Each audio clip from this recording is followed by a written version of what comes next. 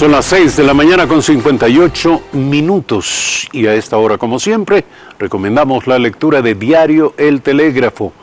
El matutino El Telégrafo en esta mañana nos dice: la organización social se abre camino en el país. Los decretos ejecutivos 16 y 739 promulgados en el anterior gobierno limitaron la formación y el registro de agrupaciones ciudadanas, de organizaciones no gubernamentales. Luego de que en el 2017 se eliminó estas trabas, se reactivaron las iniciativas ciudadanas. Además, Diario El Telégrafo nos informa acerca de que 2 fondos de la ley amazónica ya disponen de recursos, pero dependen de un reglamento. Y finalmente, cristianos y extranjeros son el objetivo de las explosiones simultáneas en Sri Lanka.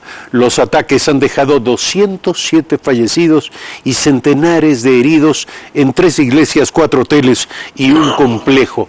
Atentados que han despertado y recibido la repulsa mundial. Estas y otras informaciones esta mañana en la entrega de Diario El Telégrafo.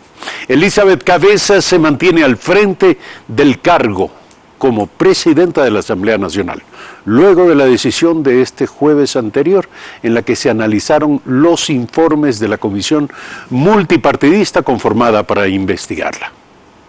De mi consideración. La gestión de la presidenta de la Asamblea Nacional, Elizabeth Cabezas, atraviesa su peor momento en la última etapa de su gestión. El pasado jueves, si bien no se logró el objetivo de la oposición de que se concrete su destitución, 31 asambleístas se pronunciaron por esa opción, por lo que quedó en evidencia que hay inconformidad con algunas de sus actuaciones. Por el otro lado, tampoco hay satisfacción. Una moción que buscaba no sancionar a la titular del Legislativo tampoco alcanzó mayoría. Se lograron 62 votos a favor, pero 35 en contra y 32 abstenciones. En ambos casos se requerían 70 votos para que cada una de las mociones sea aprobada. Las diferencias en torno a la figura de Cabezas se hicieron más evidentes luego del informe de la comisión multipartidista conformada para investigarla al hacerse pública una conversación entre ella y la ministra del Interior, María Paula Romo, durante una sesión del Pleno. En la sesión del jueves también quedó en evidencia que en el bloque Alianza País hay diferencias. Si bien una propuesta de José Serrano para que contra Cabezas se aplique un método similar al que lo sacó de la presidencia del Legislativo en 2018 no alcanzó los votos necesarios, quedó en claro que algunos asambleístas de su bancada estuvieron de acuerdo con esa iniciativa. Este nuevo episodio se produce apenas a menos de un mes para que finalice el periodo de la actual presidenta. Néstor Aguilera, Telediario. Y vamos a analizar brevemente este tema. Patricio Donoso, asambleísta de Creo, miembro del CAL, se encuentra esta mañana aquí. Buen día, gracias por aceptar esta invitación. Cuéntenos, ¿qué significa, cuál es la lectura que se da a esta falta de apoyo para ambos informes que evidentemente impidieron que siga adelante la pretensión de enjuiciar a la presidenta de la Asamblea? Yo soy el agradecido, Eduardo, mil gracias por la invitación. Yo creo que hay que voltear la página en el tema de Elizabeth Cabezas, pues ya la Asamblea resolvió que no era dable una destitución. Yo creo que hizo bien la Asamblea. No se aprobó ni el primer informe, el de mayoría, estuvo muy cerca, me parece que fueron 65 votos, se requerían 70, pero el segundo informe, aquel que pedía la destitución, tuvo apenas algo más de 30. Yo creo que hay que seguir adelante, hay que mirar sobre todo la Asamblea con optimismo, porque debemos generar estabilidad política, debemos generar credibilidad, debemos generar ecuanimidad, y para ello lo más sensato, y lo digo como legislador que Dios mediante y con el apoyo popular fui reelecto, creo que lo más sensato es voltear la página, seguir adelante y por supuesto enfrentar los temas que le competen a la Asamblea en bien de la gente. ¿Qué quiero decir con esto, Eduardo? Hay que fijarnos mucho en la ley orgánica de la función legislativa, en los proyectos de ley para generar empleo. Yo mismo he presentado algunos de esa medida, de esa categoría, de tal manera que creemos, no solamente la Asamblea como tal, sino pretérитamente las comisiones legislativas, tratar esos proyectos con algo más de urgencia, a fin de que puedan... ¿Cuáles son?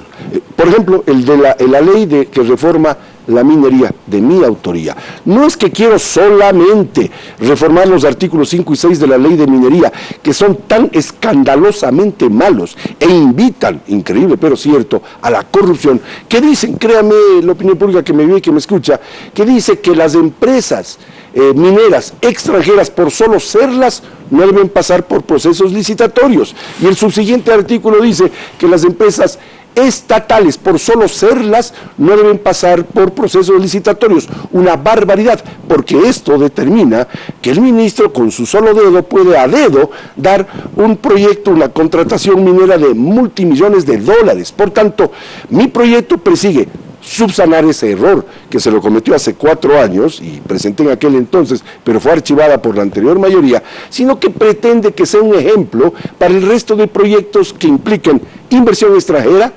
generación del empleo productivo y por supuesto estabilidad económica. ¿Fue exactamente un error, cree usted? Bueno, yo no sé si fue un error o no, o si lo hicieron a conciencia, pero ¿sabes lo grave que es, Eduardo? Que un ministro pueda dar un contrato a una empresa extranjera y estatal, le hace PDVSA, seamos francos, sin licitación, y el resto de empresas privadas o nacionales, ecuatorianas nuestras, Eduardo, sí tengan que pasar por procesos licitatorios. Esos artículos 5 y 6 son perversos. Yo pedí hace 3 años, quizás 3 y medio, que esto fuese derogado. Se archivó mi proyecto sin tratarlo. Y hoy lo que pretendo, y lo presenté, y sé que la Comisión de Régimen Económico tiene listo un informe para que baje al plenario y allí sí hagamos fe de que en el Ecuador tenemos que ser honestos. ¿Cuántos votos harían falta para aprobar el proyecto que usted menciona? La mitad más uno de los presentes. Mayoría simple, de acuerdo a cómo se establece en la ley orgánica de la función legislativa. En términos prácticos, Eduardo, con 60-62 votos podríamos ser aprobados. ¿Y usted cree que los va a conseguir? Sí, porque existe clara conciencia, he conversado por eso se llama parlamento, porque hay que parlamentar, y no es delito alguno. Yo he parlamentado con muchos de diferentes bloques y prácticamente todos estamos de acuerdo en que fue un serio error, o error entre comillas, lo que se hizo en la legislatura pasada, y hoy debemos subsanar eso, no solamente por el futuro de la minería limpia, la minería sana, sino por el resto de áreas estratégicas en el Ecuador que implican traer inversión extranjera, capitales de riesgo, generar empleo productivo y por supuesto generar riqueza para ser repartida.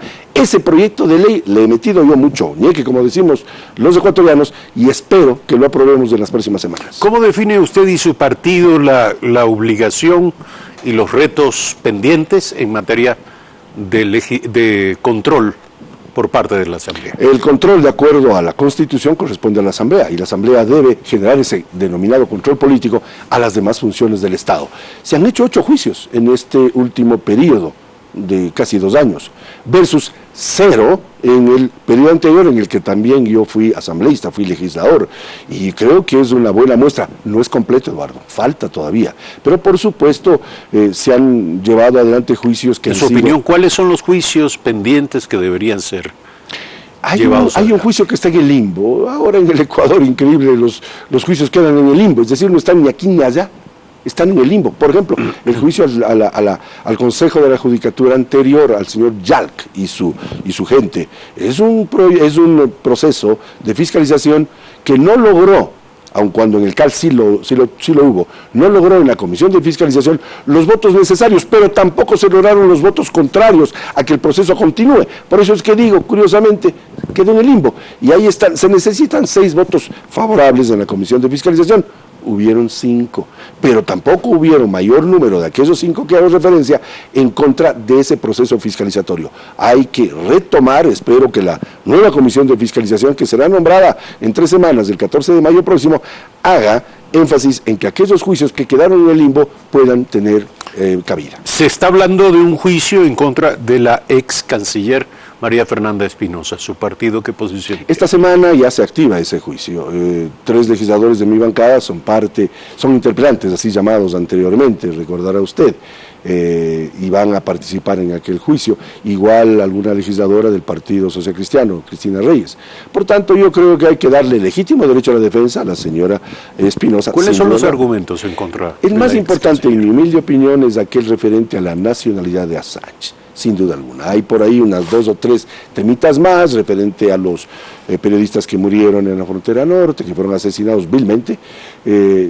Yo no veo mayor fuerza en aquello, y el otro referente a los migrantes, que también es importante, pero lo de fondo, en mi opinión, repito, Eduardo, es el tema referente a la nacionalización del señor Assange, que ya dejó de ser, espero, una piedra en el zapato en el Ecuador. Entonces, este momento ya es un tema que compete a la justicia británica y por supuesto a otros actores del gran lío que significó por casi 7 años del señor Assange. Creo que fue un error la nacionalización y creo que el gobierno ha acertado en decirle: señor, salga usted de la embajada, porque nos traía serios problemas que nunca debimos haberlos tenido. Yo en este set lo dije hace algún tiempo, aún en el gobierno anterior, que era un error el tema de Assange, porque compramos, y así suele decir nuestra gente, un pleito ajeno a criterio de defender la vida de él. ¿Y qué pasa con tantas y tantas vidas que sí fueron atacadas, pero que no tenían el apellido Assange? ¿Recuerda usted? Ahora, un juicio político... Solo 15 segundos. ¿Usted recuerda el apellido Snowden? Sí, claro. Increíble, por el señor Snowden, que ya nadie se acuerda, salvo Eduardo Califé y yo. Nadie se acuerda del señor Snowden. Perdimos las preferencias arancelarias con los Estados Unidos, gracias a un señor Snowden que hoy anda, me parece, por la Unión Soviética o por Rusia. Increíble. Por este señor Snowden perdimos preferencias arancelarias que eran tan claras. ¿Por qué lo dice? ¿Por qué afirma que perdimos? Porque una vez que nosotros, que el gobierno ecuatoriano de Rafael Correa resolvió, por el señor Snowden, renunciar en forma absurda a las preferencias arancelarias que teníamos con los Estados Unidos. Renunciamos a esas preferencias arancelarias por causa del señor Snowden, como un acto de, entre comillas, soberanía del gobierno anterior. Sin embargo, todavía no suscribimos un acuerdo comercial con los Estados Unidos. Hasta el comandante Ortega de Nicaragua tiene un tratado de libre comercio con los Estados Unidos. Todos los países de la costa oeste del Pacífico tienen un tratado comercial con los Estados Unidos, menos el Ecuador, y aparte de ello, perdimos las preferencias arancelarias a causa de un señor, en defensa de un señor Snowden que me parece que era amigo del señor Assange. Quiero preguntarle sobre el juicio político a María Fernanda Espinosa. ¿Qué implicaciones reales, ciertas, cree usted que puede tener una sanción política, la ex canciller, en la circunstancia de su cargo actual, presidente de la Asamblea General? Me han hecho esta pregunta un par de veces ya, esta es la tercera, y voy a reiterar mi respuesta. Yo soy un hombre franco que cuando algo no sé, lo digo paladinamente. No lo sé. Es la primera vez que vamos a tener un juicio a un exfuncionario, en este caso exfuncionaria, que tiene una función fuera del Ecuador. Por lo tanto, habrá, en mi opinión, que preguntársele a otra instancia. ¿Qué pasa si es censurada? Es su pregunta. No lo sé, quizás pueda seguir en la posición, o quizás no lo sé. Esto hay que preguntar a los que saben de esto, a los que son expertos en derecho internacional. Hay que hacer, me imagino yo, una especie de legislación comparada, a ver qué ha pasado en otros países y qué ha pasado en el Ecuador, aunque nunca hemos tenido, repito, es la primera vez que estamos en este tema. Segundo, quizás el procurador, quizás la Corte Constitucional algo podría decir. En mi opinión, habrá que averiguar a los que saben una vez que se produzca, si es que se produce, aquella censura a la que estamos haciendo referencia. Vamos concluyendo. Bien. El balance de la votación, del análisis y la votación en torno al juicio, al probable juicio contra la presidenta de la Asamblea Nacional, ¿cree usted que prefigura lo que podría ser un equilibrio de fuerzas de cara a la elección de las próximas autoridades en la Asamblea Nacional? Y le pregunto, ¿a qué aspira su partido? Nosotros somos la primera fuerza política de oposición, más allá de que ahora el correísmo también dicen serlo, y está bien, pues tienen pleno derecho. Mi partido cree fielmente, mi movimiento político cree firmemente en que debemos tener posiciones dirigenciales en la Asamblea. No sabemos cuáles. Las comisiones, por ejemplo, que son tan importantes. ¿Van a postularlo a usted, a la presidenta de la Asamblea? Algunos amigos me lo han dicho, pero falta tanto tiempo y faltan tantas voluntades, pero he de ser sincero, yo nunca he dado una pregunta, Eduardo, algunos lo han dicho. Ahora bien, ¿qué se requiere, en mi humilde opinión? Una persona que genere estabilidad política, que genere ecuanimidad en el manejo de la cosa pública, de los temas inherentes a fiscalización y legislación desde el primer poder del Estado, que es la Asamblea. Y segundo, se necesita alguien que pueda poner de acuerdo a las gentes, parlamentar, pues se llama parlamento, pues, parlamentar con todas las fuerzas políticas, a fin de que las comisiones generen aquellos proyectos de ley que estoy haciendo referencia. Mire, a la gente que nos está viendo y escuchando este momento en Ecuador TV, lo que le interesa es su empleo. Lo que le interesa es su bienestar, lo que interesa es la situación de sus hijos, que cuando se levantan, siendo esto mayores me refiero, tengan un empleo, tengan a dónde ir, tengan la dignidad o gocen de la dignidad que es ser útiles en la sociedad. No hay derecho, Eduardo, que 6 de cada 10 ecuatorianos no tienen un empleo digno, un empleo estable, son desempleados, subempleados y viven en la informalidad. Respondiendo a su pregunta, necesitamos alguien que genere esa posibilidad de que, conversando, parlamentando, hagamos las cosas que son favorables para los ecuatorianos. Y que consiga los votos también. Sí, claro. ¿Cree usted que podría conseguir? Se requieren 70 votos y ese es un limitante de orden numérico, no de orden cualitativo, sino cuantitativo. Pero claro, no hay que engañarse, se requieren 70 voluntades y por supuesto el movimiento, creo, siempre estará expectante de hacer lo que deba hacer legítimamente, como un movimiento político que, cuando se dieron las elecciones del año 2017, se constituyó en la primera fuerza política de oposición. Ya se afirma que la Asamblea Nacional tendrá un rol ineludible en la aprobación de algunas reformas a la ley en Ecuador de cara a consolidar los acuerdos con el Fondo Monetario Internacional. ¿Cuál deberá ser el rol o las tareas a cumplir en esta dirección? Socializar con quienes se deba temas importantes. Yo soy franco y directo. Hay 2 temas claves. Eliminación de impuestos, determinación de que algunos no sirven para nada, como el impuesto a la salida de divisas, que hay que derogarlo en mi opinión, y por supuesto actuar a través del tema impositivo con responsabilidad. Y segundo, el tema laboral. Hay que ser francos y directos. El tema laboral, la ley laboral, el Código del Trabajo, Eduardo, de lo que usted sabe, el Fondo Monetario Internacional, sí, claro, exige la eliminación del impuesto a la salida de divisas. Por lo menos exige que se trate ese tema, de lo que tengo entendido. Y así lo ha dicho el ministro. Ahora, el Código de Trabajo data, mi estimado Eduardo, de 1935. Nos acercamos a gran velocidad a 100 años de vigencia de ese código, que ha tenido algunas reformas, es verdad, pero no han sido profundas. Lo que hay que hacer es dinamizar el mercado laboral para que esa gente que me está viendo, que no tiene empleo, pueda tenerlo. Hay que activar el trabajo por horas. Sin duda alguna, hay que determinar un tratamiento entre trabajadores y empleadores mucho más directo, mucho más franco. Hay que quitar a la politiquería en el manejo, en la socialización de lo que en algún momento vendrá, me imagino, por parte del Ejecutivo, que es una reforma laboral, que debe ser sensata, que debe ser tranquila, que debe ser socializada o sociabilizada, como dice la enciclopedia del doctor Rodrigo Borja. ¿En su opinión hay que volver a la tercerización?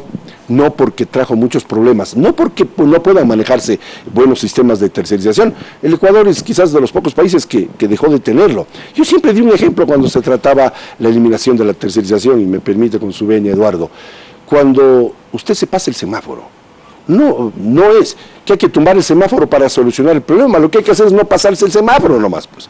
Y en el tema tercerización, haciendo esta analogía, lo que hay que hacer, o había que hacer cuando existía la tercerización, era respetar a los trabajadores, pero no creo que estamos en este momento en posibilidades de regresar a la tercerización. No, yo no estoy en esa línea, pero sí estoy en la línea de activar procesos de contratación mucho más dinámicos, de acuerdo al mundo entero, de acuerdo a lo que se hace en el mundo entero, para que la gente que no tiene empleo pueda trabajar, pues, porque nada más grave que aquel ciudadano que no tiene empleo. Si logramos una reforma laboral que implique que muchos tengan, aunque sea un trabajo por horas, ¿por qué no? Seamos francos, seamos directos, seamos activos en la generación del empleo, que es el principal problema que tiene el Ecuador.